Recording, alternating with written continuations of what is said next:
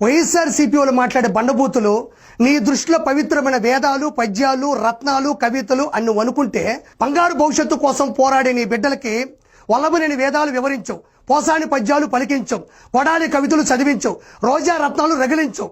ఒక కన్న తల్లిగా ఇంతకన్నా మంచి చదువు నీ బిడ్డలకు ఇవ్వగలవా? ఇంతకన్నా భవిష్యత్తుకు నువ్వు బాటగా నిలబడగలవా? ఒక పని చేయి, వీళ్ళందరూ వీడియోలు ఉన్నాయి కదా, జగన్ ఒక ట్యాబ్ ఇచ్చాడు, ఆ ట్యాబ్లో ఇవన్నీ డౌన్లోడ్ చేసి అందులో వేయి.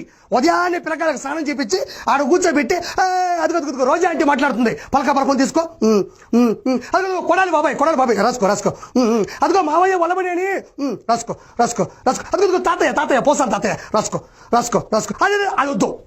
అది వద్దు తల్లి, అది గోరెంట్ల మాత వచ్చాడు మధ్యలో, అది వద్దు, నేను ఒప్పుకోను, ట్యాబ్లో తీసేదాన్నే.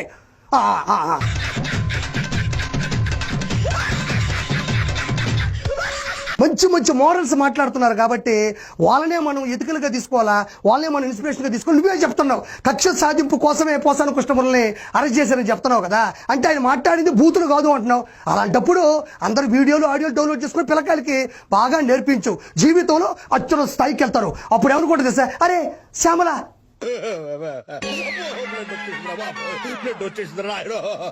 వెళ్ళి 10 నిమిషాలు పెట్టి టెస్ట్ చేసుకోవాలి.